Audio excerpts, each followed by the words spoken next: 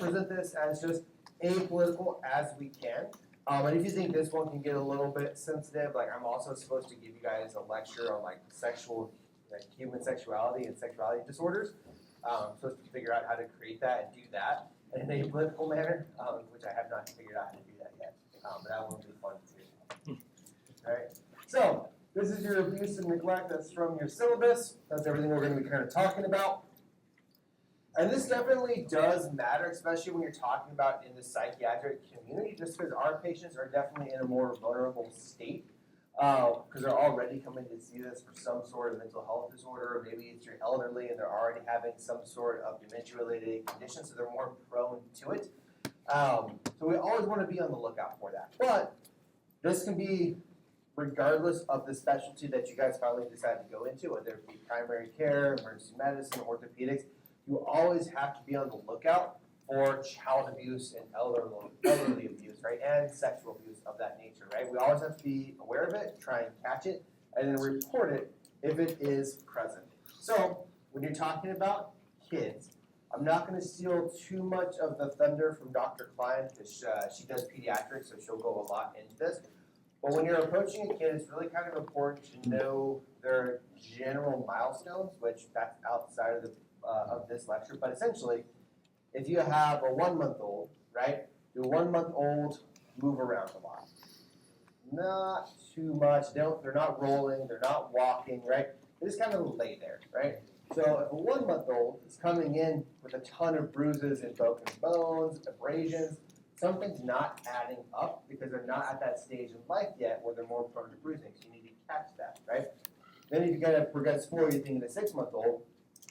6 months, they're starting to roll, maybe they're crawling. So we kind of expect some bruises at that point, right? Every now and then, a kid falls off the bed when you weren't ready, or they bump their head on something because they're trying to stand up, right? So some bruising on like the head, maybe on the legs, like all of a sudden kind of start to think that's a little bit normal. But now all of a sudden they have bruising on their trunk, right, on their chest, bruising on their thighs, like that's an abnormal pattern. We don't see that, right? Or if you start to see burns, right? Burns on kids is not normal, like below the year of 1, right? Now once they start walking and running around, depending on the type of burn, that can be a little bit more significant or not. But in that 6-month category, we're not expecting to see that. So that actually kind of raise your concern after some sort of abuse that's going on in the household, right? Then when you start to hit your 1-year-old, 2-year-olds, they're starting to talk, walk, run around, they're learning all those life skills, they're going to have bruises. I swear, there was a period in time for my kids where we were taking family photos and every kid had like a bruise on their forehead because they were learning to walk and they would fall down or they'd run into a counter, right? But again, now if that kid's having broken bones, that's a little bit abnormal. You have to investigate what happened there. If they're having bruising on their chest wall, that's definitely abnormal. Why is that kid having bruising on their chest wall? If burns are now starting to become very prevalent and they're circumferential burns, so all the way around, that's a good sign that that kid was dumped in hot water, right? That's a bad sign. You should not have circumferential burns. If you're thinking about hot water on the stovetop, how it acts, right? And if it's going to have a spill or something like that, a lot of times that kid's going to come along and they'll knock it off the stove, causes a splash pattern. Less concerning, right? But if it's a very specific pattern, or if it's circumferential, now all of a sudden that's not indicative of a pot that was knocked off. Something else happened, right? Again, you're going to have to look at your injury patterns and be aware of what's going on, okay? Good. Right? So when you're talking about the instruments that can be used to cause abuse, again, they're going to leave a pretty specific pattern that's going to be present on the body. A lot of times you can figure out what was actually used on that patient just based on their bruising pattern and what was there, right? If an implement was used and was hit hard enough to leave some sort of injury pattern, that's kind of weird. We need to look into that, right? A good example is spanking, right? So, spanking, right there. Depending on how you were raised and your ideas of parenting, spanking may be a valid form of punishment, right? That doesn't necessarily equal child abuse. Just because your kid is misbehaving and they're spanked, it's not an immediate, you have to call CPS and do an investigation, right? It is a way to educate and discipline children. However, if that child is being hit hard enough that they're leaving a bruising pattern, that's different. That needs to be investigated. That's where you as a provider need to go, hey, like I need to call this into CPS. You are not the investigator. You're not going to follow them home. You're not going to start interrogating, but you're going to gather that information up, pass it off to the authorities, let them do that investigation because that can be bad. If a kid has to come in for their injuries because it was that severe, like now they're needing hospitalization, that should raise your concern level for abuse in the household. All right. So burn marks again. Cigarette. Believe it or not, cigarettes. I see it happens. A lot of times they're in the house, the parents are smoking, and the kid's misbehaving. They just burn them with the end of their cigarette. So you see cigarette burns quite a bit. You don't see the lighters as much anymore, simply because those are in cars. Those are pretty much all removed, right? So we don't see that pattern as much. When I was talking to you guys through about your immersion, that's what we're talking about right there. That's going to be full body, circumferential, maybe 2 limbs or 1, depending if you're holding them up, and then you dunked them in. It can be both feet instead of 1. It's always something to be worried about, right? Forks, that's getting stabbed with a fork because your kid is misbehaving. Like it's quick, it's implemented, it's right there. You're just doing that quick jab. Okay. All right. So these are going to be your big red flags, and this is where you have to talk with the caregiver, and you're trying to understand the relationship that's going on within that room as you're talking to them. So if somebody's giving you a story and it's not super clear about what's going on, that should be some big red flags, right? Like, oh, the patient was there and they just kind of fell off the bed. You're like, okay, well, why do they have bruising across their entire rib cage? Like, that's kind of weird, okay? If there was a delayed scene care, so if you're orthopedics, bones start to heal pretty quick, right? And if you grab those x-rays because they have a fractured arm, right? Or leg, tib, fib, but now all of a sudden you're seeing a lot of these old fractures that show up on the x-ray. You have a lot of old healing fractures there. That's weird. If you don't have a record of them going into care for that, why didn't they come get seen for all this other stuff, right? So that should raise your level of suspicion based on the injury pattern and old healed injuries, right? This one down here, again, this is where it kind of gets a little bit weird because self-injury, we definitely have some behavioral conditions that lead to self-injurious behavior. That's where you have to talk with the patient. You have to figure out how old they are, kind of see what's going on and see if the story matches up. And if in doubt, if you have any level of concern, you guys are all mandated reporters, you have to report that up, right? And again, let the other people do that investigation. You're trying to protect yourself legal and protect the child's household, protect the kids that are in that household, right? Good. Now we're talking about those age categories through here. So your frenulum, that's this little piece that's kind of like right in there at the top of your lip, right? That should not be injured. A lot of times when we see that injury pattern, it's because the kid was slapped crazy hard or they were shaken. Something happened where you actually have a tear. That's not normal. So when you guys are doing your exam, especially on your well babies, always take a look inside their mouth. Flip that up, right? You want to see what's going on because that's an injury pattern that you can miss, and it can be bad. You also see this injury in sexual abuse, right? That means that somebody was putting something inside this kid's mouth, right? That's sexual abuse. We'll see those exact same injury patterns that can be present. And that little baby, they can't tell you what's going on, right? It's kind of a little bit of veterinarian medicine. You have to do a good physical exam to figure out what happened. And with parents, they might be very lackadaisical, they may not own up to it, or they're very vague in their responses. You gotta have that gestalt of what's going on, okay? Good. Again, bruising that we're talking about through here. Again, bruises on like the neck, the ears, the trunk, that's not necessarily normal.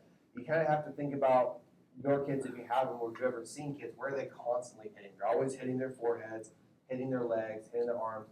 Bruising in that area can kind of be expected. It's the other areas we kind of have to have those concerns. If they're wearing a diaper, take that diaper off so you can kind of see what's going on, okay?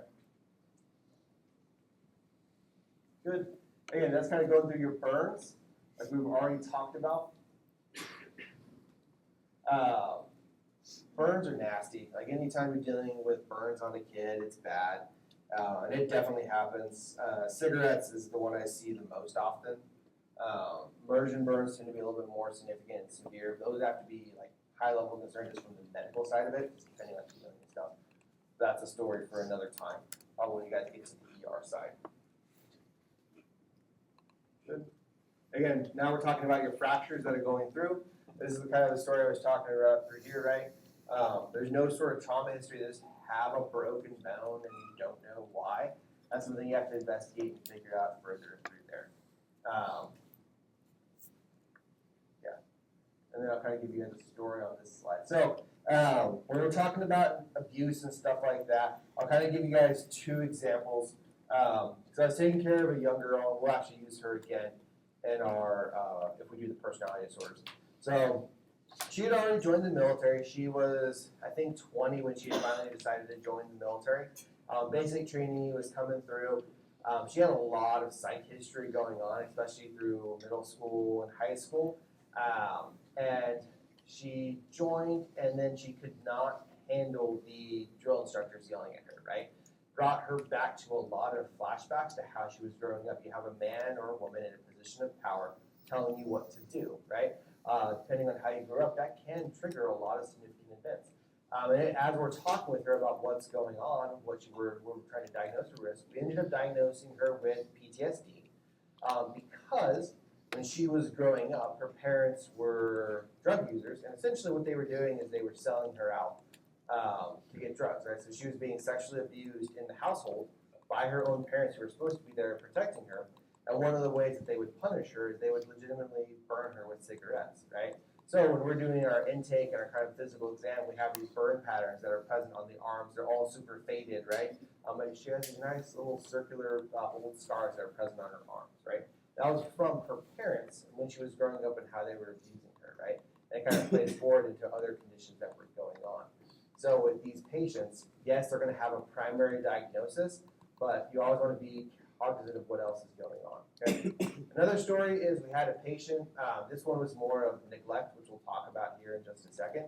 So this one was interesting because there were still kids present in the household back at his home, right? So this is in San Antonio. We're taking care of him. He's coming in. He's got anxiety. And in talking with him, he's like, yeah, you know, we always kind of had to jump around for food. Sometimes we had to dig into trash cans to get food. There's a few times where I was just living in houses that were under construction, right, because they had a roof over my head and my parents never came and got me, right? That's neglect. It's a form of abuse. But with this story, he had brothers and sisters that were still in the household back with the parents, right? So, I ask you guys a question on that. Do you have an obligation to report that? Right? Yeah. So now you've been notified, whether you intended to or not, that there's abuse or something going on in the household. Granted, it's in a completely different state, and those aren't your patients, but you have to report that up because you are now aware of it, of something that's going on in the house. You're now a mandated reporter in a situation like that. So we actually had to try and gather as much information as we could. We had to figure out CPS for that state. We actually had to call them and file a report with CPS so they could go and investigate the household, right? Again, that's another scenario of how you're seeing abuse play out. And even though you're coming in for another condition, when you're doing your history and intake, ask about what else is going on and what other symptoms they have. Or when you're doing that physical exam, try and keep an eye out for these injury patterns. Okay? And again, don't worry about this. Every hospital is going to have its own protocol that you're going to follow. Biggest thing I'll tell you all, again, this kind of gets into legal. You do have an obligation to report it. That has to be sent up. There has to be a report on file. When you guys are gathering the information, if you think something is going on, we want to get their address of where they live, right? We want to try and get the perpetrators. We want to try and get phone numbers. We want to find out if there's anybody else in that household. That's all information that we're going to give over to CPS when they go in and do their investigation, right? That's not your guys' job to do the investigation. That's their job. Same thing if it's a sexual abuse or sexual assault. Unless you were a SAMFI, it's not your job to conduct that forensics exam because that now becomes a legal document. There's a lot of stuff that goes into that in case it goes to court, right? So if it's a sexual assault, again, you want to call that SAMFI to come in and do the exam. That's not something you're going to do. All right? There's your child abuse signs. And again, this is where we can kind of say it gets a little bit contentious when we're talking about left unsupervised in a danger or lethal environment. Like, I remember being a kid, like we would just go and play in construction yards. That can be a dangerous environment, right? But does it necessarily equal abuse? No, not necessarily. So you have to be careful when you're asking these questions. Don't just automatically assume that everybody is abusing their kids. It's definitely out there. You don't want to miss it. But also, don't jump the gun when you're talking with patients, right? Because everybody grew up differently, right? Good. Okay. So now we're going to go into sexual abuse. Any questions about kind of like the physical abuse side of the house? Nope. Okay. So now we're going to talk about sexual abuse. This definitely happens, right? So with these ones, it's kind of, again, you have to talk to the patient, talk to the parents, try and figure out what's going on. Believe it or not, sometimes people just admit to this stuff, right? And if that happens, you need to stop and be like, hey, listen, just so you are aware, I am a mandated reporter. If you tell me this information, I have an obligation to report this, right? That way the patient is never feeling like a nah, got you moment. And a lot of times they'll still keep talking about it because they feel guilty about what's going on or the things that they've done, right? But you always want to be aware and give those patients their rights of confidentiality so they know what the rules are, okay? That's one of the things in the psych world. We give you like this huge document you have to sign. That's advising you of your rights on what is protected information, what is not protected information. Okay. So fictitious disorder. This is a DSM-5 diagnosis. A lot of times you'll also kind of hear this called Munchausen's or Munchausen's by proxy, right? So Munchausen's is where like you're kind of faking it and you're doing things so that you're the victim. Munchausen's by proxy is where I'm taking somebody else and making a bunch of stuff done to them, right? Usually in the medical sense. That way I'm getting the attention from that. So that's what we're talking about with this. And this always makes really good news stories, which is why you see it a lot in Netflix documentaries. You'll see it a lot in the crime talks and stuff like that. There's a lot of stuff about this because the stories are so crazy with what happens to these patients, right? So this is a pretty good example of some of the ones that are out there. So I think she was actually just released from prison, believe it or not. Gypsy Rose, I think she was just released from prison. That's just what happened with her, right? So down here, Texas mom, 323 unneeded doctor visits and 13 major surgeries, right? That's a ton of stuff to happen to an 8-year-old son, right? And then my question is, that was 323 providers, right? That was 323 provider encounters, 13 major surgeries. That means she was seeing a whole slew of people before we kind of finally made this diagnosis, right? So if somebody's coming in for medical care and you're not really finding a good answer to what's going on, sometimes you need to take that step back and ask if maybe this is a mental health condition, right? Again, mental health is never like the #1 diagnosis, the diagnosis of exclusion. Always rule out organic etiology. But a lot of times we're like the 3rd, 4th, or 5th in your differential diagnosis. We're always going to be there as something that could be going on in the background. All right? So, non-abusive parent, now you're kind of talking about this, when you're trying to get that information, they're just not giving you good answers. If your patient is able to talk, so now you're thinking they're starting to hit like middle school, high school definitely, elementary school, give or take. A lot of times the way I approach it is I'll have the parent in the room with me, I'm talking with them, asking all my questions, then I always ask like, hey, is it okay if I interview your child with you out of the room, right? That way you kind of get a good history of what the kid is actually telling you to do. You always have to have the parent's permission, right? Because they are the legal guardian. So you do need that parent permission to do that interview with that child because they are a minor. A lot of times parents are okay with that, okay? If the parent is not or refusing to leave the room, sometimes that can be a warning sign that there might be something else going on in there. Especially if the kid almost appears fearful of the parent or the guardian or whoever it happens to be. Right? So again, that's just basically saying, I've said this probably 100 times because I probably started tired of hearing it. You guys are mandatory reporters. Every state's going to have its own kind of rules and bylaws, so always kind of be aware of that. But in general, especially at the federal level, you guys have an obligation to report. Right? And you guys will actually get a class, med ethics, in your senior year semester. So that's when they can ask more questions, right? So that's with kids. So we kind of talked about sexual and we talked about physical. Any questions before we kind of jump into elders? Yeah. In the case that you want to interview the child by themselves and the parent refuses to leave, what is the next step that you can take? So in those scenarios, I'm going to gather up the info and I'm going to report it to CPS, right? If I have that strong suspicion, right? Maybe the parent's just super protective of their kid. As long as I don't have that second level of a weird injury pattern, unspecified complaints, the stories aren't matching up, like, oh, he fell out of his car seat. Like, okay, he fell out of his car seat, but why does he have broken legs? Why does he have bruising on his thighs? Why does he have a burn mark, right? So you always kind of want to match the two up. So if the story's not matching my physical exam, a lot of times gather the details, report it to CPS, let them do the full investigation, right? And sometimes I'll even just tell the parent, right? That way they're not surprised. In those scenarios, you want to make sure that you have an exit out of the room, you have some staff with you, but like, hey, listen, like just so you are aware and you are not surprised, I'm a mandated reporter. Some of the stuff that you're telling me is not adding up. I am going to file a report with CPS, like just so you are aware, and then they get very angry. But it's something that's going to happen, right? And they have the right to be angry because they're going to be investigated. It's very difficult to take a kid out of a house. There's a lot of criteria that has to be met for that to happen, but it can be done. Right? Did I answer your question? Cool. Anything else? Yes. Do you have to like report if like your pregnant patient is doing drugs? Nope. It's not considered abuse Nope. or neglect. Not considered abuse at that point, right? Again, this is where it gets kind of political. Got to be careful with questions like that, right? Because it depends on the state, what their definition is, right? What the federal definition is of a child, right? That's where you have to be very careful about your personal biases as well, right?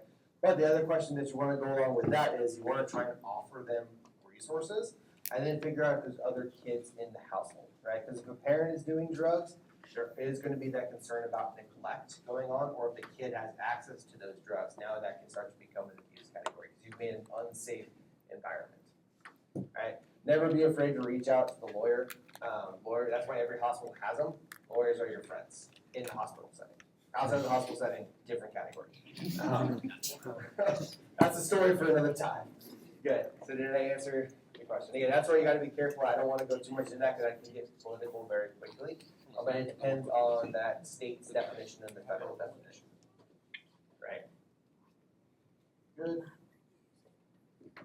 Good. And just kind of to tag along with that, a lot of times what we'll do is once that baby is born, if mom is still using drugs, a lot of times we can get CPS involved early, and they can just prevent that kid from going into the home. They can put them in foster care. That's where a lot of times you'll see babies that are born with like an addiction present. They'll detox them in the hospital, and they'll put them in a foster home.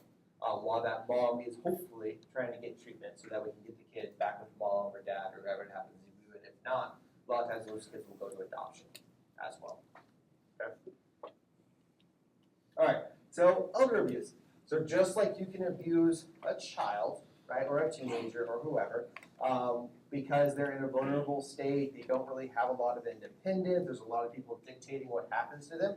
You get that same category in our elderly population, right? So a lot of times in our elderly, they can be in a very delicate situation where maybe they don't have full control over what's going on with them. They don't necessarily control where they live.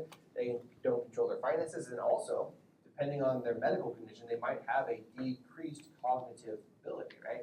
Thinking things like dementia, Alzheimer's, temporal, like all that stuff. It almost puts them in a childlike state, and now somebody else is responsible for them. So you'll definitely see abuse on the back end side. Or another thing that I've seen is kids, again, usually this stuff kind of gets perpetuated throughout families. So we always kind of make the joke about like how it all relates back to your childhood. There's a lot of truth to that, right? So a lot of times these kids, maybe they didn't really have the greatest home life coming up, and now mom and dad are in the home, and now the roles are reversed. That's how they were raised and taught, so now you see it being done onto the parents, right? Again, full circle sometimes. Claims of elder abuse. Uh-huh. What if that elder has mental So it can get tricky, right? And that's where a lot of times we have something that's called an ombudsman. And the ombudsman is a apolitical third party that is there to represent the patient and their interests, right? And that's where we'll have patient advocacy is a big portion of that. The ombudsman, they're there to represent the patient when maybe they can't do it well enough for themselves. They can advocate for that patient, right? That's who you would reach out to and call. Good.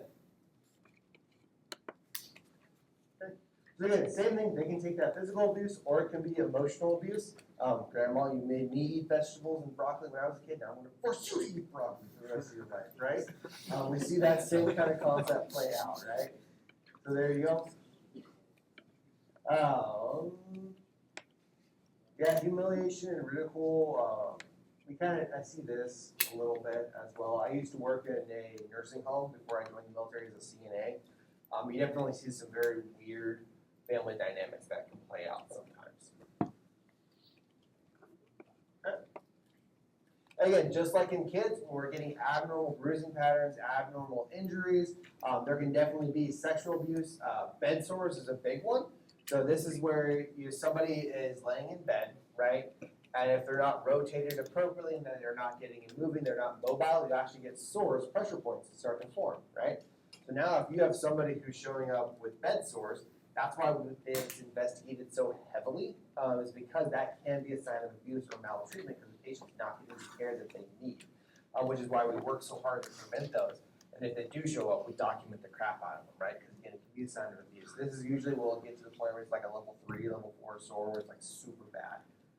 Emotional abuse signs, just like you see in your kids, it's pretty much almost exactly the same as you're kind of seeing in there, right? Good. Legal aspects, again, they have those same protective matters. A lot of times we have, again, that same obligation to report elderly abuse. You definitely want to know what your state legislation is, what those rules are, and who you're going to report to as well. In general, it's not going to go to CPS, actually. CPS is kids. They'll actually be separate organizations that can do the investigation. Sometimes it can be a little bit harder to do elder abuse than it is for kids, just because sometimes we don't have those good resources in place for them.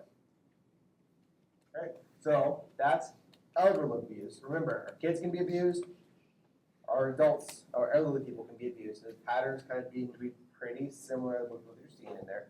So now we're going to go into domestic violence. So domestic violence is not necessarily one of the abuse categories, right? It can definitely reach there, but this one tends to be one person enacting violence on another person, and sometimes you can actually see it go both ways, and that's why when you're responding to a domestic violence call, these can escalate so quickly and become so dangerous of a situation. That's why police tend to be very cautious in responding to these types of scenarios, right? In general, again, we're going to make some generalities here, okay? So our females tend to be the ones that are the victims of domestic violence, right? It tends to be, in general, our males that are the ones conducting the domestic violence, right? They tend to be stronger, they tend to be more in that position of authority, they tend to be the ones that have a little bit harder time regulating their emotions, and then they're lashing out, right? That's a lot of generalities, so we're just going to kind of leave it at that as far as that goes, right? Females can definitely be perpetrators as well, okay? All right. So victims are definitely at that higher risk for mental health disorders. We kind of expect that, something that's not too shocking. We want to be careful with our kids. They can have a hard time adjusting to those social norms if they are coming from a domestic violence household. And then our teens, right, they tend to leave the house early. They're running away from a bad situation. They're more likely to be engaging in some of the bad stuff that's out there as well. All right. Again, this is where, again, very similar to child abuse. You're having like these unknown injury patterns. When I was talking you guys through some of that AMSET or that mental status exam, this is the person who's wearing clothes that don't necessarily match up to the environment. So if somebody's wearing a heavy winter coat and it's like summer in San Antonio, that's weird, right? You can always ask to look. Like, hey, would you mind taking off your coat so that I can do a physical exam and see what's going on? And now all of a sudden you can catch the bruising pattern that's present that they were trying to hide, right? You always want to try and look on the chest, you want to look in the groin, on the thighs, those common areas where people will hit someone and then they're trying to hide it, right? A lot of times abusers are not idiots. They'll try, especially if they do it a lot, they'll try and target areas where they're not commonly seen. So like on the butt, on the thighs, on the inner thighs, on the trunk, and the armpits, on the upper arms, because you can hide stuff there, right? So you always want to do a good physical exam when you're looking. This is a pretty good one down here. So a lot of times these patients, they're trying to get help, but they can't just necessarily say, hey, I'm going to the doctor to report you, right? A lot of times they come in with these really just vague complaints. A good one is like, my abdomen hurts, right? That could be so many different things going on in the abdomen, and as you're doing your physical exam, taking your history, or doing your lab work, everything's coming back normal. That's where you're gonna say like, hey, what's actually going on? What actually brought you in here today? Because you're complaining about this, but I don't have a reason for it. Is everything safe in the household, right? That's where we kind of ask those questions. Another one, again, this is where when you're doing, so in this scenario, this is where I only try and bring in the one individual because again, that other individual does not have a legal right to be present in the room.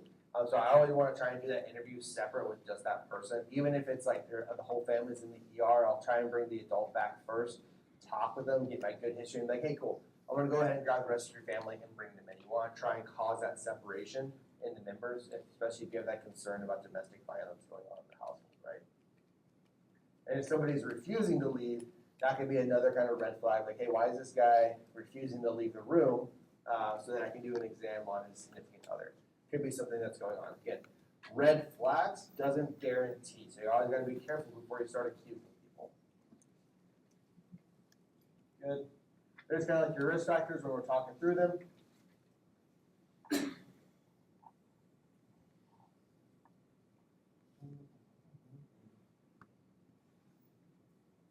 And that's kind of like you're talking your risk factors, relationship factors specifically.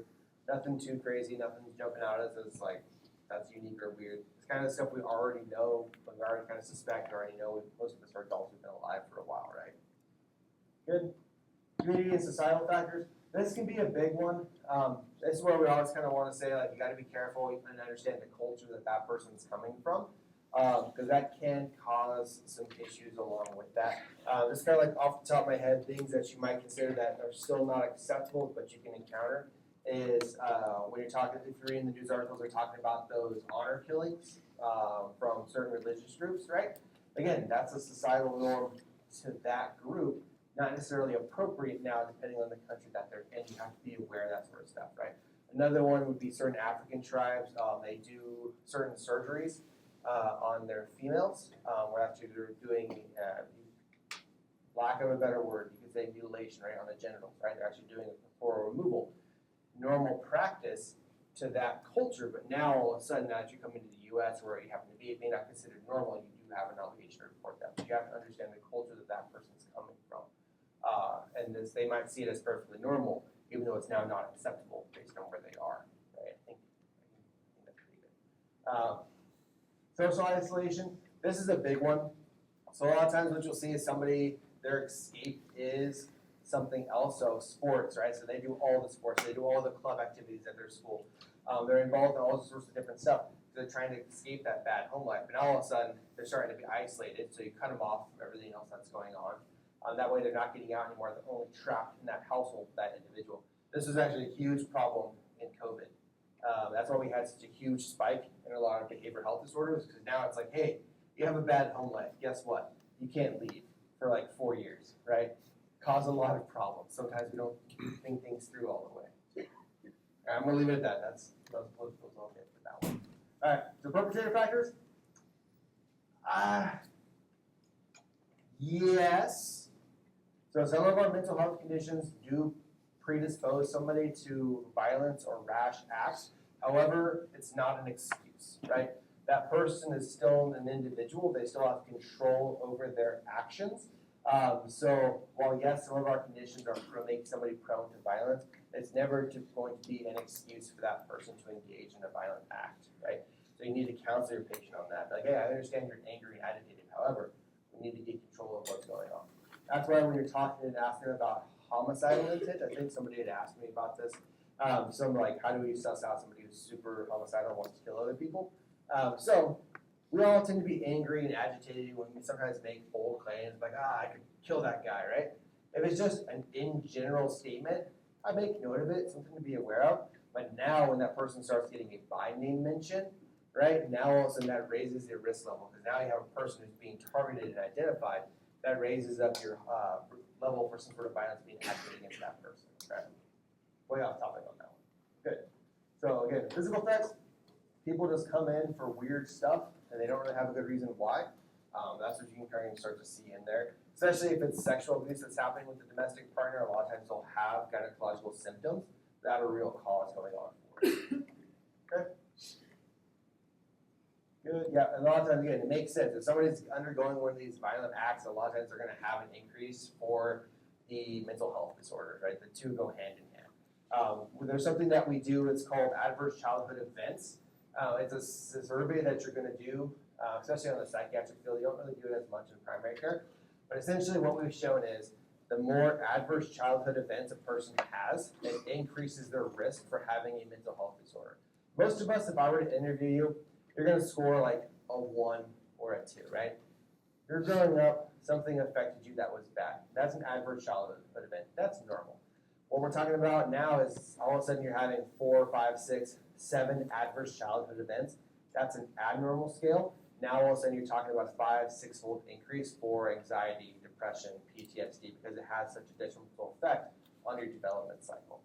It's called your ACEs score. So if any of you ever guys have gone in for behavioral health and done all those screeners, that's one of the ones we have you guys fill out because I can predict what's going to happen with your conditions based on what's happened in the past.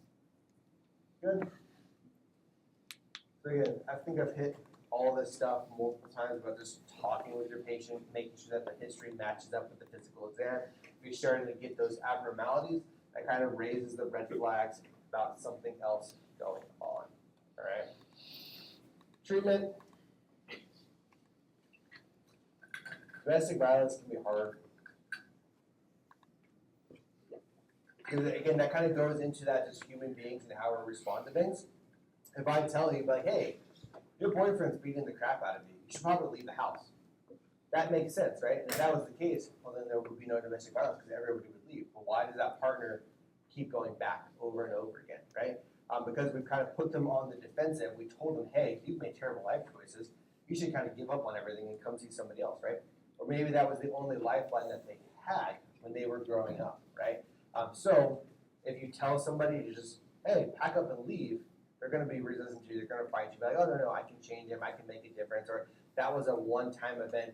They're not normally like that, right?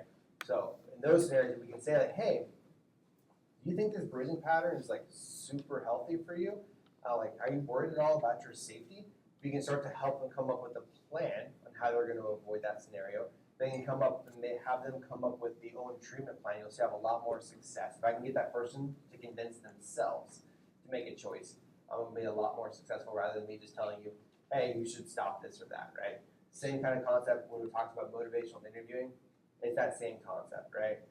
If I tell you, hey, you guys should all quit tobacco's bad, everybody's like, yeah, sure, whatever. But if I can convince you to say, like, oh yeah, I should definitely quit instead of hurting my health, I'll be a lot more successful in my treatment plans.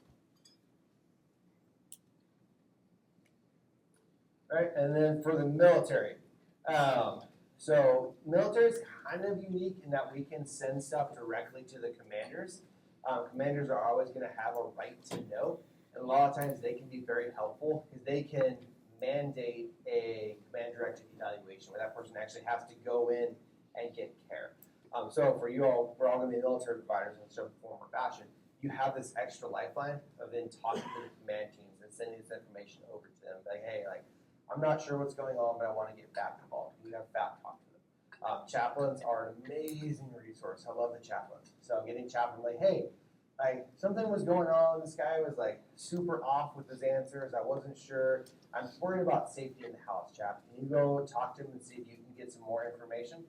Adding all those extra resources. Don't ever try and tackle a domestic violence, child abuse, other abuse. Don't ever try and tackle that yourself. Load the boat, get as many resources as you can going with those. Okay. So again, that one's relatively straightforward. Like you're gonna see that it kind of permeates through all the medical specialties. This is kind of like your first intro to it. Any big questions about the abuse stuff? Yep. So what are your limitations with like HIPAA and getting outside parties involved, like legal or chaplain? Good question, right? So you're asking for military specific. Either or. either or. So on the civilian side, you have to be very careful with it because it is a HIPAA violation. But if I'm a mandated reporter, especially if kids, that's easy, right? If I suspect it, I'm gonna call it up to CPS, I'm gonna let them do that investigation, right? Same thing with elderly abuse, I'm gonna report that up to whatever the authority happens to be, let them do the investigation. For domestic violence, that's where it gets a little bit hard, because that could be violating somebody's independence, their free will, their ability to go back to the household, right?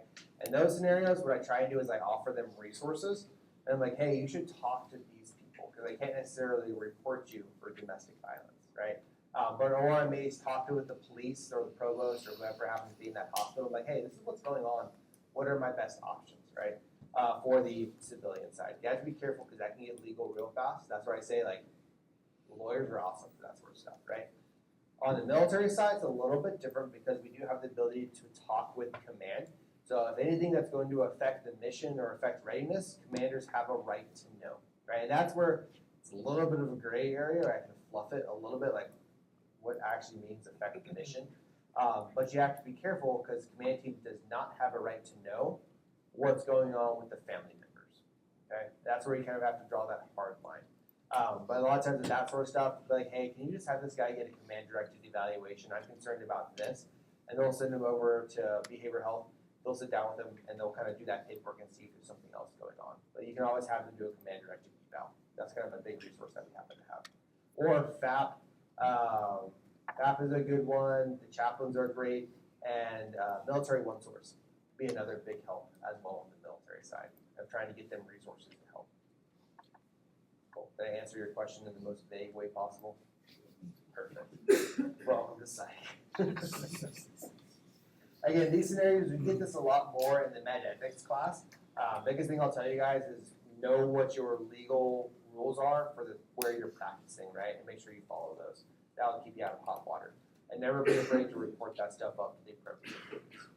Cool. Anything else? All right.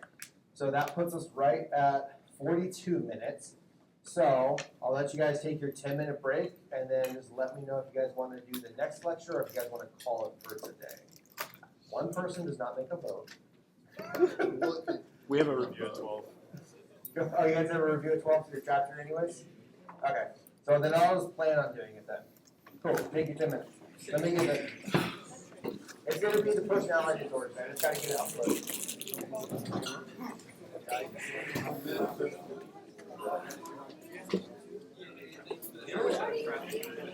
Well, you know, we don't want to Should have got two. I should have got two. I was premature. Maybe I should have gone. like somebody's not. Oh, actually, I practiced that. John, Joseph, Oh, you go to. Do you know how to play? Alex.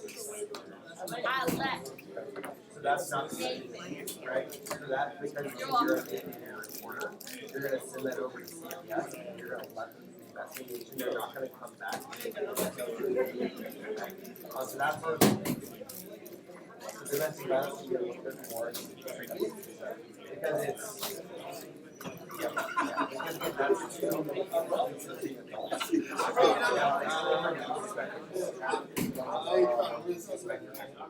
Going on. Yeah, hopefully it does. Now that's but it's just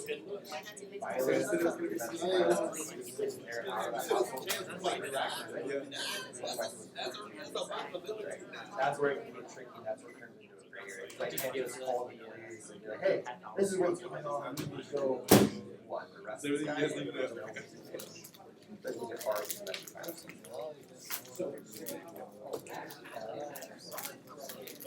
A lot of times they can get involved and they ask questions. It doesn't necessarily get involved.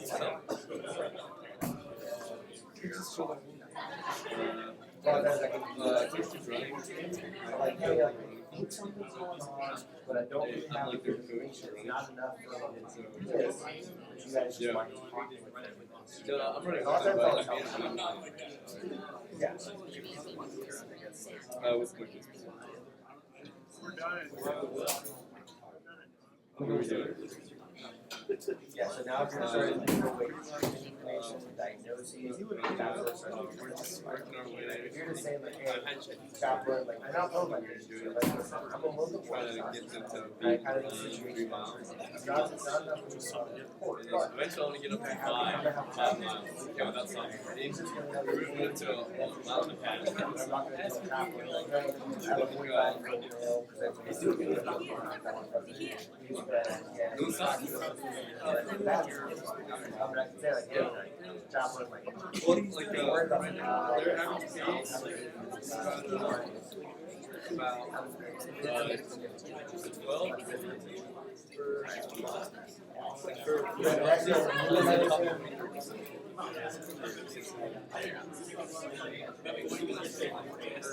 correct. You can't do it with the company. But I'll put the paper, I'll put the as far as like, like the address.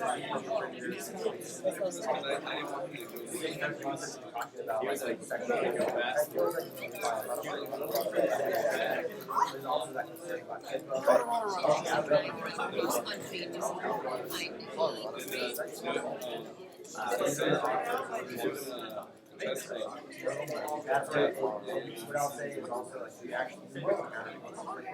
they have a chess club.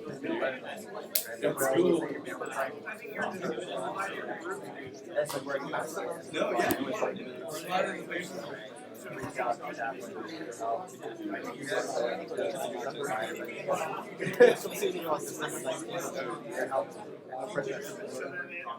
Yeah, he's good. Like, I think for his age, he's.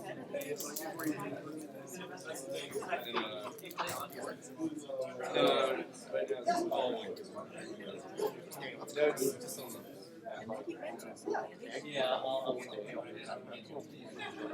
just at the top. Wait, he's gonna start, so we're excited. So this is your job, so there's always gonna be, so a lot of times, you have like nothing. Or that, so that walk, right? So again, they're not necessarily the ones. Hope he learned some strategies. They're what's going on, they're in the room, that's what it's talking about. They're not necessarily what they're witnessing. They know it's wrong, and now also they're trying to deny themselves, or they don't want to cause their punch or why. So it's just whoever is. She was eating one after another, and I told her to quit eating, and she just gave me a side eye. Or.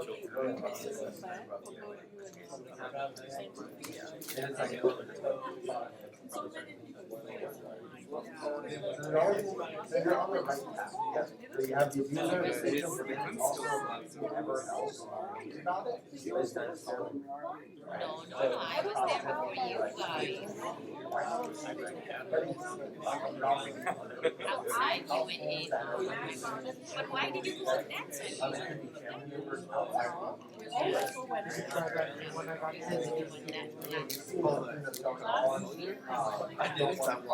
And I even said you guys please I use my hands too. There's music out of it. I would. My wife has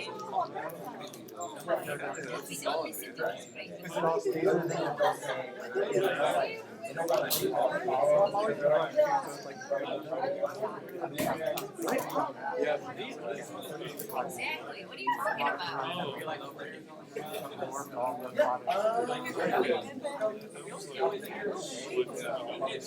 I feel like I had it. I should have looked at it. You have the house board, well, the service reps are. Give me a paper, we'll just write it down. I'll get, oh, actually, let me write.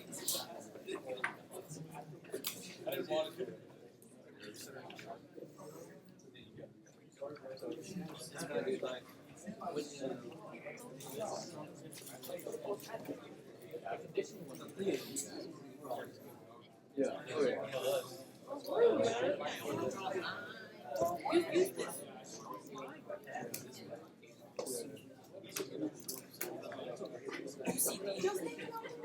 That's what was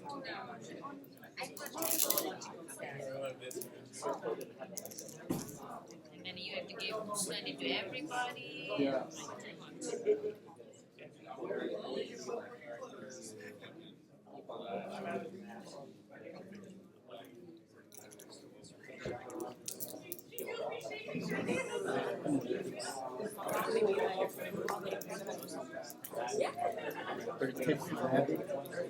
And D5 versus the border. I'll be so that's Tommy.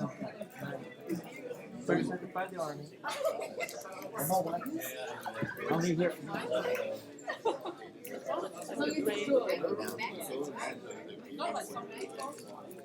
They did the captain.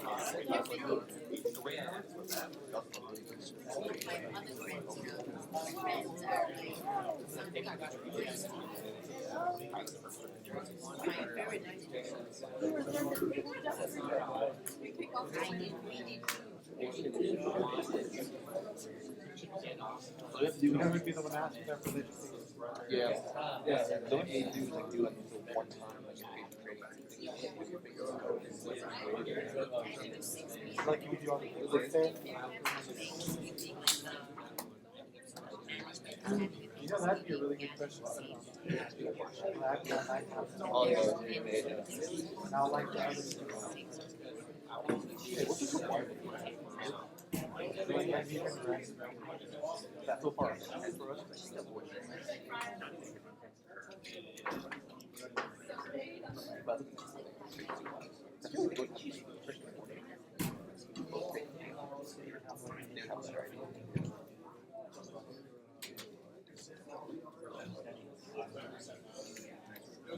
I think we can look it up too.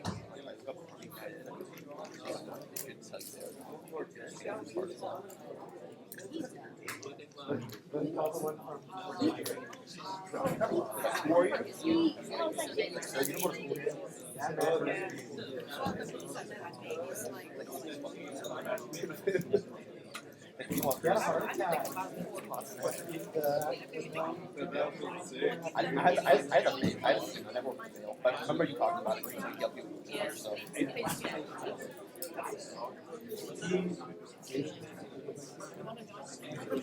You get contact. I'm traveling that day. Wow. As soon as I cannot leave.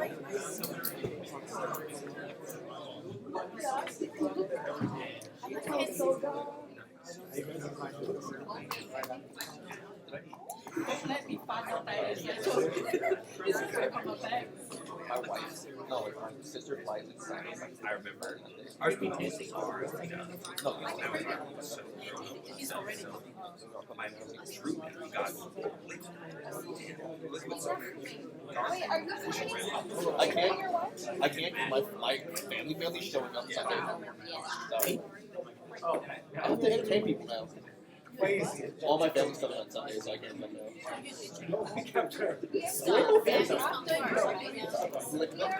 I will send you guys some songs. I can't.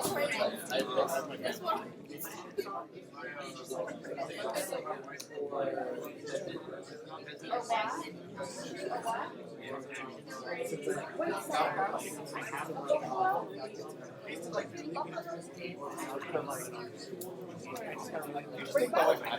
Legit, like,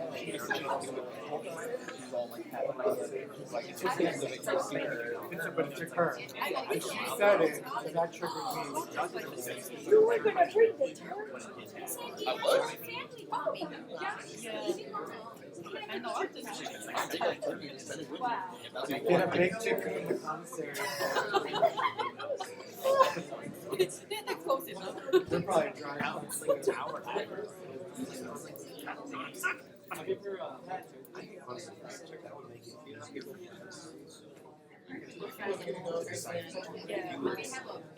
It's so like not worth it. I did it one year and like just to have that amount of oil and it's like 40 minutes for people to fry. I was like, it doesn't taste like it. I smoke like this. I can do like fried turkey, not worth it. It's like you just throw it on the smoker and you don't buy it. 9 o'clock work. Do you put stuff inside? Yeah, like I'll bring it like a couple days beforehand, and I'll shut it with temperature, and let it smoke. You see, I've been waiting when you said you're gonna bring my Thanksgiving dish. He is Thanksgiving. My family told me they were coming like on Tuesday, and they're like, "Oh, we're coming on Sunday." I don't know if you do it. Probably not. 30 minutes. No, it's No? Within 250-mile radius. Brownsville, South. I don't like He also went on a 4-8 bid. Alright, everyone. And I got So, 96 on we'll do this one. ENT So test. this Yeah, I is took that lecture 8, which is your personality disorders. Wasn't gonna help. For some reason, it's not letting me upload my updated one. So we'll use the old one, but that's okay, because I only made legitimately like 2 changes to this deck. And I'll tell them guys, see, obviously the first one was, I deleted the name because I'm not Major McCampbell. That was the first change. So that's change number 1. Oh, come on.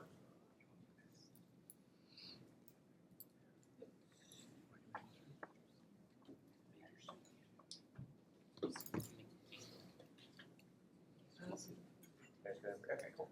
So let's go ahead and present your best. Alright, so these are personality disorders.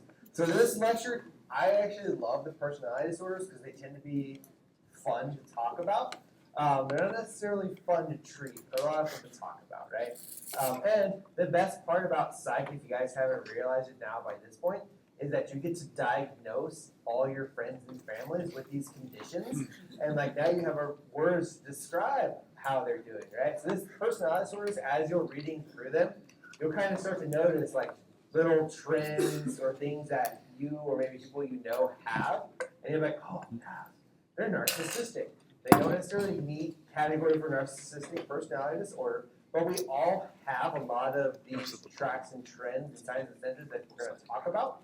But because again, this is just a normal human condition, but these are now elevated to the point where they started to become a disorder. But we all have these, right? Like we've all kind of felt persecuted at a certain point in time. We've all kind of had those weird thoughts that pop into our head. We've all thought we were the greatest things since sliced bread. Those are normal things to have.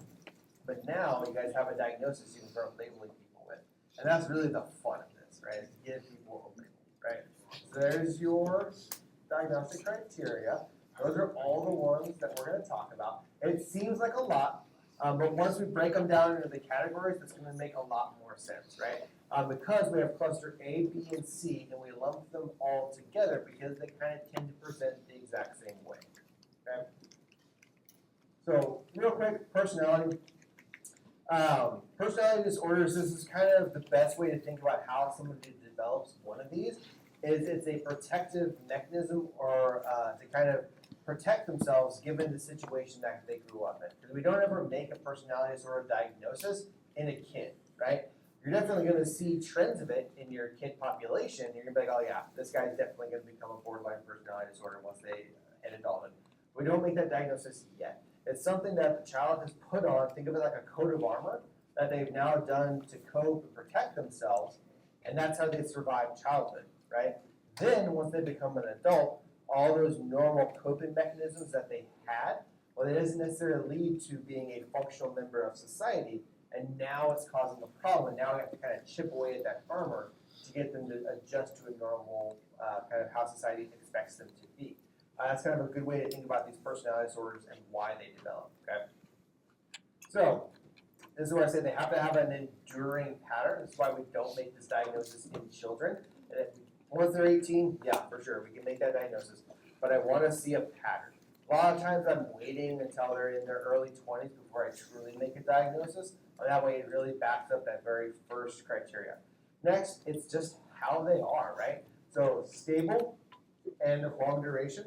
So to them, that's the other thing about personality disorders. For the person who has it, that's just who they are. That's how they've always been. It's stable for them, but it's causing problems for everyone around them, right? So you have a cluster A, cluster B, and cluster C. The other change that I had made to this, you guys will see it in a second, is when you're thinking about these, here's how I want you to think about them. Cluster A, this is weird. These are weird individuals. They're just kind of odd. They have an odd way of thinking. They have an odd way of presenting themselves. They're weird. Cluster B, these people are wild. They are going to be the ones who soak up like 90% of your time. They're making all sorts of crazy decisions that don't necessarily make sense. They're doing all sorts of crazy stuff that can be dangerous to their health and who they are. These people are wild. And then last one, cluster C, these people are worried. These are the ones who can't ever make a decision by themselves. They're always worried about what other people are thinking about them. They're always worried about how they're going to approach a situation. So that's how we kind of break these categories down. Weird, wild, worried. Okay? Keep that in mind. When you're talking about in the military, you definitely will encounter these. So these people, cluster A, so these are the ones who joined the military, and this was always just like that weird kid in the platoon who didn't really have a lot of friends, but also didn't cause a lot of problems. He just kind of like chugged along. He was super reliable at getting a task done, but you had to directly tell them what to do, right? But the moment you put them in charge of other people, this is where they fall apart, right? Because they can't really form those social connections with other people. It's hard for them to have an interaction. They don't really crave a relationship with another person. They have a lot of associates, but that's it. Cluster B, so this is the person, you drop them into a platoon, and that platoon implodes on itself, right? And you're like, what the heck just happened? And it's one person, and they just thrive on chaos, right? And it will destroy and consume everyone around you. That is a cluster B. Cluster C, these are your worried people. So again, they want to have a relationship. Totally all right? Cool. We all burn together. So cluster C, these are your people like they can't really make a decision on their own. You have to constantly hold their hand, tell them exactly what to do, tell them what they're going to do, when they're going to be there. That's your cluster C, right? These people, you don't see them a whole lot because they're afraid of social settings. Sometimes these are the ones who are in those jobs where they're like, I didn't know there was a guy in that back room. Like, what does he do back there? Oh, he's IT. Like, I've never seen him. Like, yeah, he's cluster C personality. They want to have a relationship, but they're so afraid of having one that they can't ever form one, right?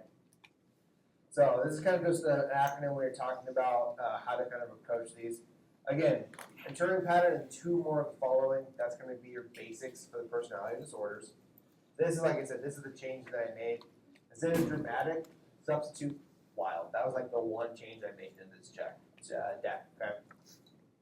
So, there's your cluster A. So you're paranoid, you're schizoid, and you're schizoid typical. Paranoid people, these are the ones, it's not to the level of psychosis, but these are the people who, like, when they're talking, they always think everybody's kind of against them. Everybody wants to steal their ideas. They just kind of have this rough idea that everybody's out to get them, right? This is your person who lives in the woods because the government is watching them. That is paranoid, right? There you go, see? We all have these trends, right? Schizoid, this is just that odd guy who's just kind of weird. He has weird thoughts. Again, he doesn't really crave a personal relationship. That's a schizoid, right? They're just happy by themselves, but they're just odd, right? Not necessarily in appearance or their thinking, but they make statements that don't really connect with reality. Being your schizoid typical, these are kind of like your fanciful thinking. They're way out there. They dress very eclectically. They have very like pronounced features. This is like, for lack of a better word, I'll probably upset some people. Somebody who's really into D&D, right? Dungeons and Dragons. That is your schizotypical, right? And they're dressing the part, and they're all into it. But again, they're happy by themselves. They don't need a relationship, right? Antisocial. So these are your criminals. These people commit crimes. That is an antisocial, right? So for them, they don't really make the connection with social norms. And it's kind of they just do things for themselves because they can, right? They'll have relationships, they'll be successful in life, but they don't have a problem breaking the rules, right? To get what they need done. That is an antisocial, okay? Believe it or not, so somebody can be antisocial. This is where your psychopathy, sociopath, they fall under this category of antisocial, right? And this, believe it or not, can actually be a superpower. So with these people, they don't necessarily have, so if I put you in a high stress situation, your heart rate's gonna shoot through the roof, you're gonna get hot and sweaty. For somebody who has antisocial personality disorder, they may not necessarily respond that way. They can just be cool, calm in those scenarios. So actually, we tend to see this grouping a lot, one in criminals, right, but also in our high-risk jobs. So you're thinking like firefighters, bomb disposal, special forces. They tend to congregate in that category because they do very well when they're put under pressure because they're not having those normal responses that we as humans have. So it can be very interesting. Borderlines. So borderline personality disorder, this was originally done when they came up with the diagnosis. It's because they were bordering on schizophrenia. So these people, they make really rash decisions, right? They thrive in chaos. And then they're just very, very, very emotional. They have a very strong emotional response, whatever the situation happens to be. So these people, they love to split. So what they'll do is if you're taking care of this person as a group, they love to pit one group against the other group. And that's how they thrive. That's called splitting, right? Another thing is they only see the world as black and white. So you are either with them or you are against them. There is no in between. There is no gray, right? That is somebody who is borderline. Histrionic. So this person needs to be the center of attention, right? That is somebody who's histrionic. So they dress very provocatively. Classically, we think of females as being histrionic. Can definitely be males as well. And they want to be the center of attention. And when they're not the center of attention, that's where it starts to cause a lot of problems. So they do things or they act a certain way so that all the focus is always on them. And your narcissist, so a narcissist is different from an antisocial. Because antisocial, their relationships that are there, they're levers that can be used, right?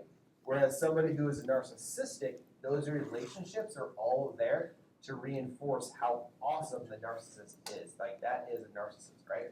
And then the moment you damage that view of themselves, they have a very, very, very fragile ego. And the moment you like chip at it, it all falls apart like rapidly. That is a narcissist, okay? Then your avoidant personality, dependent and obsessive compulsive. So avoidant, these people, they never do anything because they're always afraid of how it's going to be perceived, okay? Dependent, so this is the person that lives at home with their mom and dad at like 50 years old, and they're still bringing their mom and dad to medical appointments at like 50 years old, right? They can't make a decision on their own. That is a dependent personality. Obsessive compulsive personality disorder, not to be confused with obsessive compulsive disorder, OCD, right? This is your med students. So this is probably some of you guys. This is your type A personality where everything has to be the exact same way, everything has to be perfect, everything has to be alphabetized, and everything is neat and fastidious, right? That is an OCPD. They can be highly successful, right, because they're able to organize all their tasks, get everything done, they're very good workers, but they're very rigid in their thinking pattern. It's their way or the highway. If you don't conform to an OCPD, then you're out, right, and it's going to cause problems, right? So there's your paranoid. So down and dirty, they just don't trust other people, and they kind of, because they always think someone's trying to get them or get something done with them, right?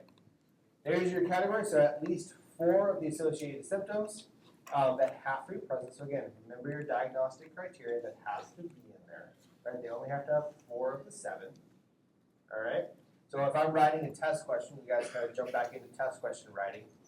You guys kind of see my style. I'll write you a patient scenario, right? And I'm going to have this stuff in there. It's going to be on you guys to tell me, okay, what personality do they happen to have? So you just kind of, and then there's only so many ways I can write somebody with traits like paranoid disorders. So they tend to jump out pretty easily, right? Again, there's your pink box for it if you want that extra information. Biggest thing is, when we get to the next one, it's dramatic. Substitute that for a while. That's the only other change that I made, right? Nikola Tesla, that we're coming up on, he'll be on the next picture. So they think that he kind of had like a paranoid personality and that kind of cluster A stuff going on just kind of how he acted and stuff like that. Again, the biggest thing is you want to have that pervasive pattern. But they also don't really need a relationship. That's a big thing to keep in mind when you're talking about cluster A's. They don't need a relationship. Cluster C, which kind of mimics this. They want a relationship, but they're afraid to have one. All right. So there's your schizoid. Sorry, now we're jumping into schizoid. Same thing. That's your diagnostic criteria for this one. Right? They're just kind of odd. That's who they are. They hang out by themselves. They're perfectly fine. Sex really isn't an interest to them. They can almost sometimes be cold or off-putting. So in your mental status exam, when I say somebody has a restricted personality, that's where we're starting to reach in that schizoid, schizotypal, schizophrenia realm. Because you're looking at them and it's like blank. You're trying to talk to them and you're getting no response back. There's nothing going on. You're like, are you paying attention? That is schizoid. Right? Here's your pink box for it. Don't worry too much about the specifiers, but just realize you can have multiple conditions, and this tends to work in the realm of schizophrenia. But we always kind of diagnose off of which one came first. Right? Again, there's your good acronym for that one, if you wanted that.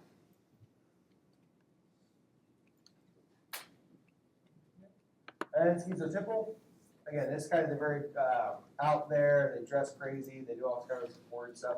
These are your that's sorry, like another word I wanted there. Eccentrics. No. What's that? Yeah, there you go, eccentrics. Right. They're just out there. They're crazy people. They're fun. And they're not bothering anybody. It's the big thing. They're just happy by themselves. Other people are bothered by them. Okay. So this is where your odd beliefs, this is those people who are like, I can sense the energies around you, or hey, like always need to have something in your pocket to ward off the bad stuff, right? They're kind of fun, they have great ideas. Usually not dangerous, they're usually not having dangerous practices or anything like that. That's why treating them can be so hard, because to them, that's just who they are, they're perfectly fine. Why do they want to take a med which is going to make them feel worse when they're not really causing any sort of problem? All right, there's your diagnostic criteria. There's a pretty good acronym if you need it. Right? Cluster A. So again, when you're trying to differentiate, yeah. I noticed for the first two and the fourth is it 5 for the Yep, at least 5. Good catch. So yeah, always kind of keep the number of symptoms that you have to have present. Good. Okay. So again, kind of talking about your breakdown between the two. That's a pretty good character of separating out schizoid versus schizoid typical. All right. Okay. So antisocial personality. These people, they just don't regard the rights of another person. It's kind of like the big diagnostic criteria for that. So we had a patient that we were taking care of on the inpatient side that we actually ended up diagnosing with antisocial personality disorder, but he was also very much presenting with like schizoid, so we were kind of on the fence about it, because essentially he just didn't like other people, but he still had friend groups, relationships. He kind of had like an odd way of thinking. It's very hard to get like a read on him emotional wise, so you kind of see him that schizoid. Well, we finally decided to kind of give him the diagnosis of antisocial. It's because of this kind of criteria down in here. When he was growing up, he had a friend, and essentially they were playing in the woods and playing with a hatchet, and he had these really intrusive thoughts about wanting to take the hatchet and like bury it in the back of his friend's head, right? Like, again, not necessarily a normal thought process to have there about murdering your friend with a hatchet. He didn't do it as far as we know. As far as we know, there's no open case study for him. But again, you're kind of saying like, okay, that's a really weird, and when we asked him why, he's just kind of like, I don't know, I just wanted to see what would happen. Right? Again, very cold demeanor about it. That's kind of a very blank statement about what was going on. Okay, that's where you kind of see this stuff coming out. A disregard, lack of remorse. They just don't necessarily care about the people that are around them. Right? Everything is there. It's a lever that can be used. There was a really interesting study. I'll have to find it for you all. Looking at antisocial, and it was about psychopathy versus sociopathy in kids. So essentially, what they did, it was in a juvenile detention hall, and the kids had essentially, they were trying to convict a prison guard of sexual assaulting all of the inmates, right? So they had all come together. They had concocted a story basically saying the guard had sexually assaulted them. But as they're kind of figuring out more information, finding out what's going on, there was a core group of the inmates, probably about 4 or 5 of them, that essentially physically abused, bullied, and forced everyone else to follow their storyline. So they had taken control of the group and made sure that everybody complied with their story, right? So as they're doing the investigation, one of the things that they did was they put them on a blood pressure cuff, they put them on a pulse oximeter, they hooked them up to a couple of vitals and stuff like that, and they were monitoring them. And then they basically had them retell their story, right? So the kids that had been basically physically abused into telling the story, they had a reaction. So as you're monitoring them, their pulse rate starts to go up, right? Their blood pressure starts to go up. There's some sort of response. They're having a visceral response to what was happening. The people with antisocial, when they put them on that stuff and they were telling the story, vitals stayed perfectly normal. There wasn't a spike in their blood pressure. It wasn't a spike in their pulse rate. Everything was perfectly fine. So there's some interesting stuff that for people who have antisocial personality, like they actually legitimately don't have a vital sign response to like incredibly stressful situations. Super interesting. Yeah. What's that? Dexter? Yeah, so Dexter could be a good kind of like caricature of somebody who has antisocial. Not all serial killers are antisocial, but a lot of serial killers are. That's its own sub-study. Like there's a whole sub-study into psychopathy and stuff like that. They make very interesting cases. Okay. So this is one of the conditions we'll also learn about, conduct disorder. We'll learn about that in one of our other lectures. So this is basically your kid who's an asshole, right? Like that is conduct disorder. Good. There's your diagnostic criteria. So remember, antisocial, cluster B. Dramatic is what's in the slide deck. I like to think of it as wild, because these patients are wild and making wild decisions, right? We see a ton of antisocial in our prison population as well. And there's also, believe it or not, a little bit of a genetic component to antisocial. So borderline personality disorder, this is our next one. These people, they have very unstable emotions. There's actually an argument out there that they shouldn't even be a personality disorder, that this is either one, complex PTSD, because a lot of these patients, they have a very traumatic childhood, or two, that this should actually be a mood dysregulation disorder and placed over with like bipolar disorder. Because it very much mimics bipolar 1 and bipolar 2. It's very common that we'll diagnose somebody with bipolar 1 because they present so similar, but they're not responding to their meds and stuff like that. It's because they actually have borderline personality disorder. May I have your attention, please? May I have your attention, please? The National Weather Service has issued a severe weather alert for this area. Tune to local radio and television station for further guidance. No. May I have your attention, please? May I have your attention, please? The National Weather Service has issued a severe weather alert for this area. Tune to local radio and television station for further guidance.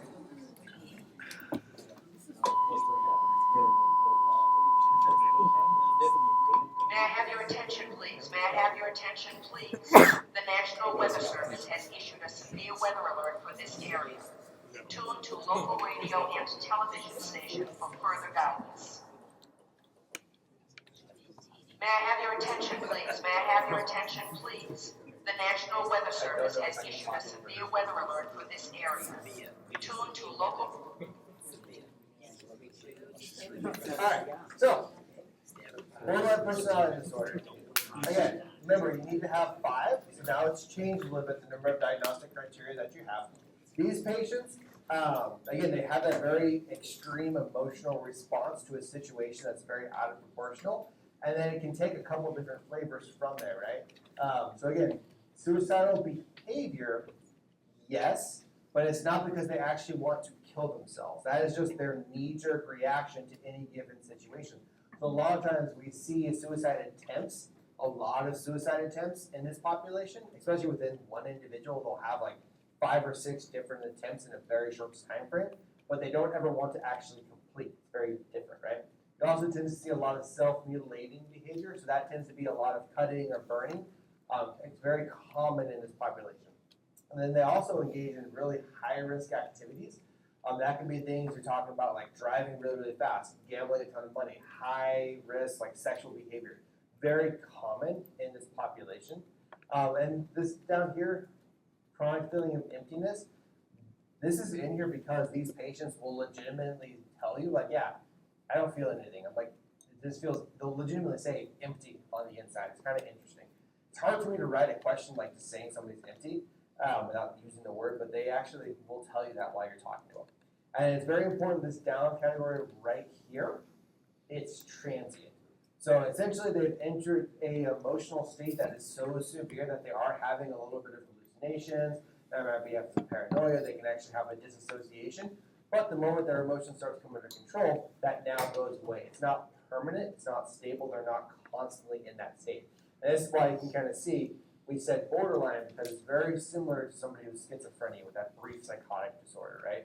It is its own disorder and it's throughout their life. They're always going to kind of have these kinds of symptoms going on, right? Big box. Good acronym for it. All right, histrionic. So again, this person, they want to be the center of attention. Sexually inappropriate, yes, especially if it's a female, but we also see that in our males as well. So don't ever think that these are gender specific. We can definitely see it with both. A male who is borderline, they tend to thrive less on the chaos, but they almost very backstabbing. So they're like tell one thing to your face, and then they'll go off and do something completely different. So definitely males can have these conditions as well. Okay. There's your histrionic. And then that regression is definitely very common. So you'll have a full-grown adult who has a legitimate temper tantrum when you tell them no. You will definitely see that. Okay. Good.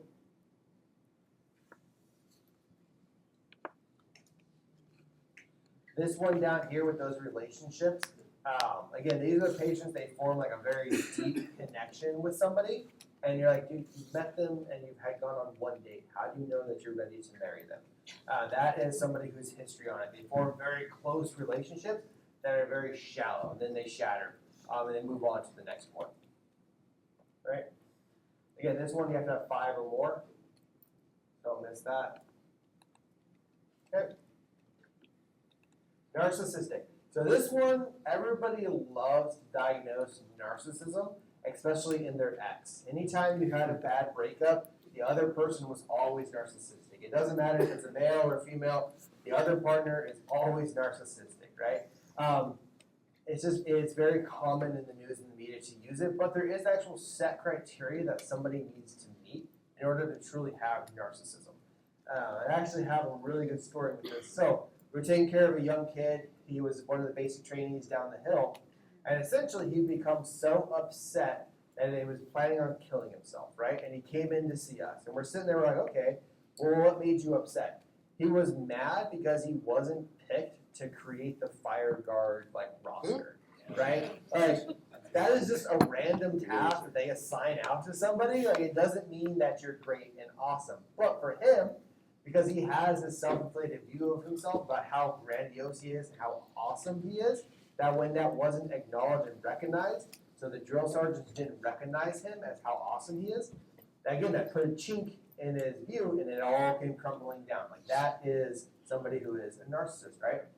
They also will surround themselves with people who are special and unique, so you are blessed enough to be part of their circle, right? Because of what makes you unique and special.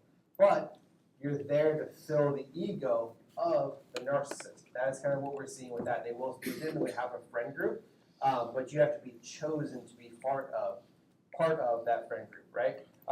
This is where you kind of see a little bit of overlap with that antisocial personality. When you start to be the exploitation, lack of empathy, it sounds very similar, which is why these are all come together. But it's not as severe. They still like to have relationships. They're still climbing that social ladder. And when things go wrong and they're not recognized, the narcissist falls apart. Somebody who's antisocial, when things go wrong and they're not recognized, they just kind of go, whatever, and they move on. That's one of the ways you kind of separate out the two. Okay.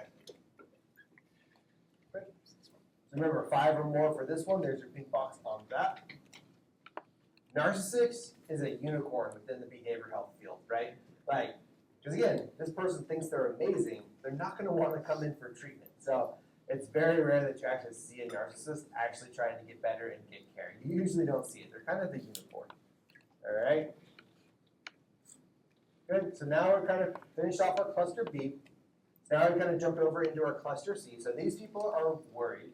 They want to have a relationship. They want to be a part of stuff, but they're being overwhelmed by it. All right?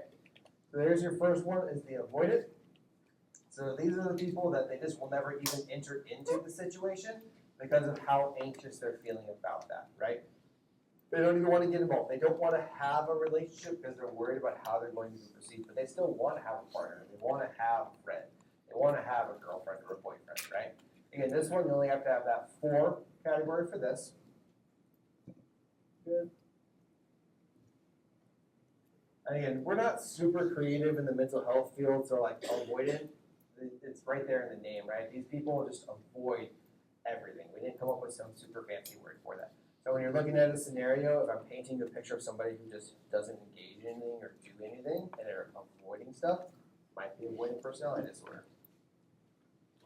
Right? So dependent, this is kind of the opposite, right? So now they have a relationship, can be with somebody, but they can't make a decision without that person, right? Think about how your kids are when they're very young and they're starting to figure out their independence, how to do things in their life, but they always want the parents' input. But now imagine that is how they are and now they're an adult, right? That can cause some problems. These are the ones that they take their spouse, their significant other to every single appointment. They don't ever make a decision without that person's input, or they'll even just defer and be like, well, whatever she wants, we'll just go with that, right? That is a dependent personality. So again, greater than 5 or more, you're going to see that diagnostic criteria all through there. And again, these people, they tend to not engage in a lot of social interaction because they can't make a decision without that person that's being there.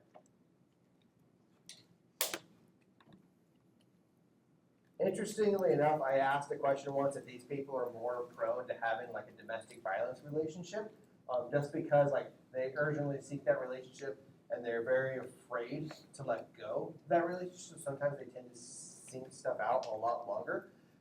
Nobody ever gave me like a real answer on that.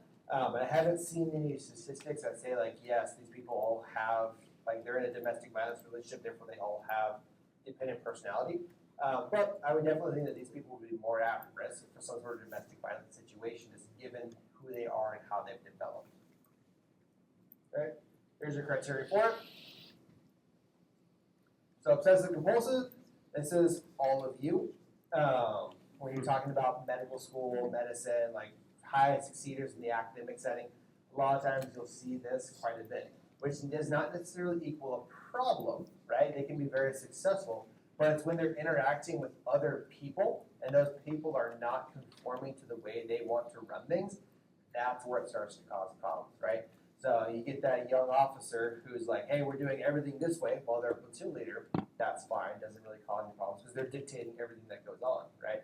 But when they're trying to talk with their commander or battalion's like, yeah, no, we're not doing that. And now all of a sudden it causes problems because they're not conforming to the way they want things done. You also, believe it or not, see a little bit of hoarding behavior with obsessive compulsive personality disorder. They will actually start to hold on to stuff. They won't get rid of anything. They'll have piles of stuff that might be useful to them. And they actually can have some hoarding. Not necessarily to the level of like the hoarding criteria that we saw with that other disorder, but they'll have the fringes of it. It'll definitely be present. A big one is also the money. So these patients usually do very well financially, but they don't act like it. They don't ever spend money.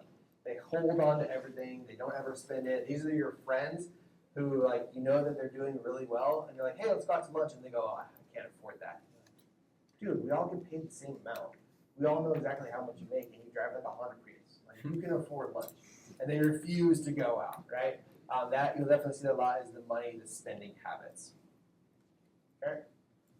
So there's your criteria for that. Good.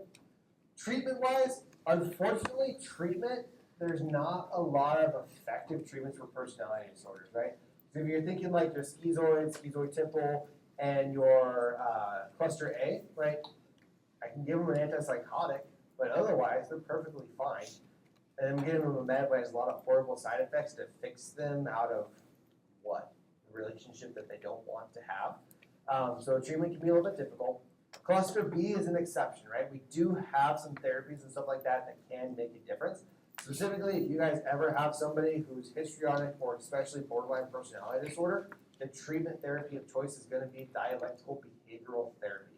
It's effective, it works very, very well. That is the one therapy that we actually use for a borderline patient, and it's highly successful. There's a really good book that I have. If I have somebody who has borderline personality disorder and they're fighting me on the diagnosis, I make them read. It's I Hate You, Don't Leave Me.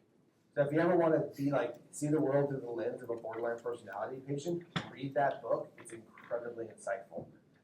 And then of course, if you're like dependent personalities, those ones we tend to have a little bit more success with meds, just because it mimics anxiety and depression, so I can usually get some good improvement with that. Okay. Yeah, there's kind of like the pharmacological management that I was talking about. Therapy is going to be the mainstay of treatment for borderline or for personality disorder. And then I'm going to use the meds that I have, and I'm going to target them at certain symptoms that are present.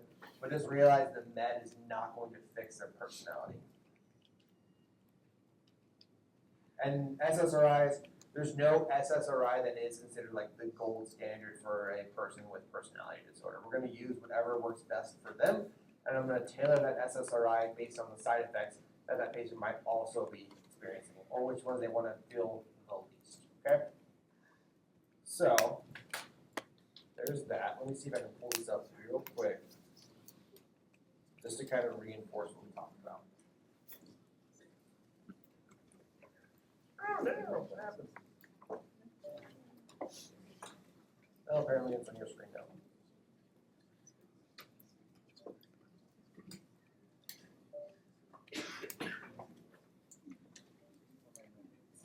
Well, my monitor turned off.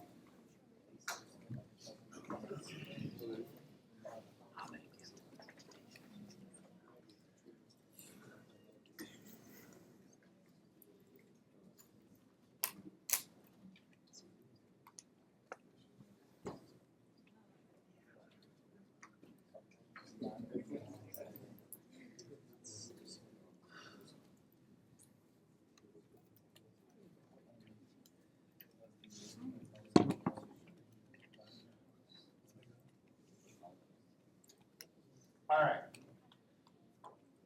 Good. Okay, so I just need to get a good feel for the room. Do I have enough people in here that have seen or read the books for Harry Potter? Like, in general, we all know about Harry Potter, right? Because if we don't, this is not going to make sense. Do I have big-time Harry Potter fans that are in the room? So you don't have to raise your hand. We know it's you, all right? Good. Okay, I see some, like, yes going on in the background, like 100%, yeah, Harry Potter. Good. So, we're going to go through for my visual learners when you're thinking about, like, what does somebody look like? So when I'm talking about what was my cluster A, the first one, right? So schizoid, schizotypal, and the P1. Paranoid, right? So when I think about paranoid, Say mad-eyed movie. Mad-eyed moody, 100%. When you're thinking about somebody who just like has a paranoid personality, you're thinking like mad-eyed moody, right? Like the dude is just seeing like ghosts everywhere. Everyone's out to get him. He always sees like bad stuff going on. So paranoid personality, 100%. Think like mad-eyed moody character in your mind. Okay, he's like the best character I can think of to pick that, right? So then, what's that? But he wasn't, again, hey, paranoid people, they're not necessarily wrong sometimes, right? That's the problem with it. Especially when you're talking, so funny story, when you're talking about paranoid personality disorder within the military, especially with some of like the secret squirrel organizations, like there can actually be some truth to that. Like if you're working in the defense industry and you're an engineer and you're like, they're watching me through my camera monitor, 100% they actually are watching you through your camera monitor, right? Right? We don't ever think about that, but like sometimes the government does do some shady stuff. Anyways, it's not the point. All right, so then schizoid, I don't really have a perfect one for schizoid, but definitely for schizotypal, yes. Right? So Luna Lovegood in the movie, she's kind of painted as this like odd character. She kind of dresses funny. She has the glasses. She's always seeing things that other people aren't seeing, right? So, but again, she knows Harry Potter. She kind of talks to them, but you wouldn't necessarily say that they're friends, right? She doesn't necessarily crave those relationships. She's perfectly happy, just kind of like hanging out by herself, doing her own thing. She has a lot of associations, but not really a whole crap ton of friends, right? Maybe a really close circle. So when you're thinking schizotypal, kind of keep her in mind, right? So again, unfortunately for schizoid, I don't have a good character for that one. We'll have to think about that, right? So then that's cluster A. So then we go into cluster B. So obviously our antisocial person, Voldemort, right? Like, why is the dude being evil? I don't know. He's freaking evil for some reason, right? So whenever you're thinking about somebody who has antisocial personality disorder, they're just kind of doing stuff because they can, right? Societal norms don't necessarily apply to them. Now, would I say he's a really good evil character? Probably not. Took him 8 books and 7 books and 8 movies to try and kill one kid, and he was never successful. So definitely could be better, but antisocial, definitely want to kind of have that person in your mind, okay? Next, when you're talking about borderline personality disorder and histrionic disorder, right? The character that kind of comes to my mind when I'm thinking about that,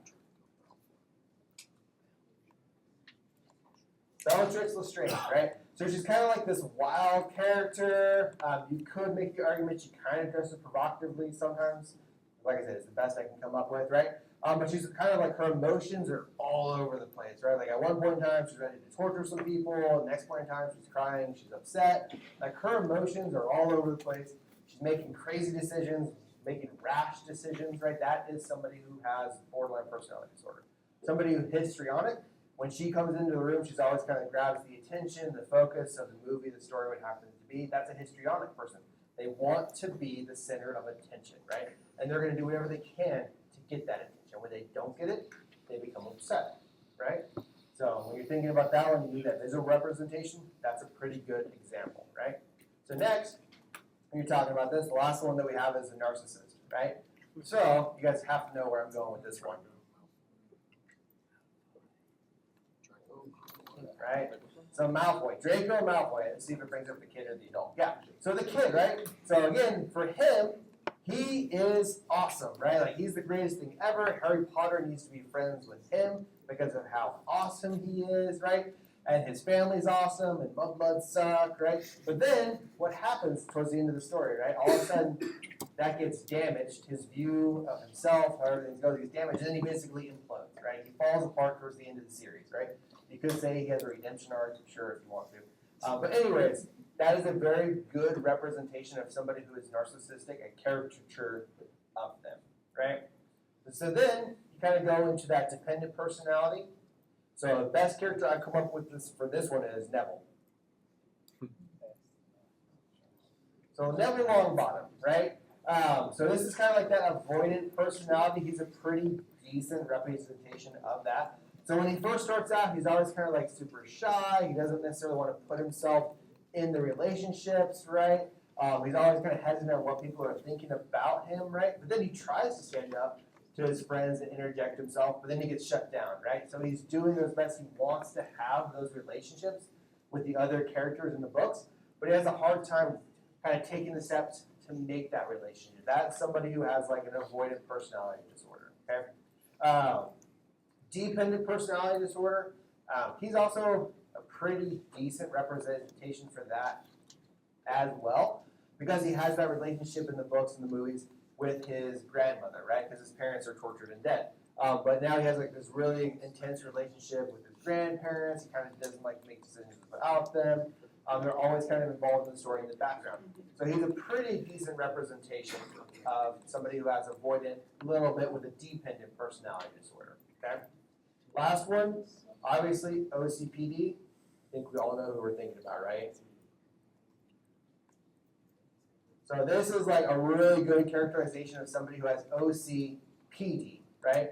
They're on top of their game, they know what's going on, they're taking all of these studies, all of these books, they're super smart, But when things don't go the way she planned or they don't follow her plan, they tend to cause her problems, a little bit of upset, right? That is somebody who has OCPD. So, biggest other separation that you'll see, so everybody loves to say that they have OCD.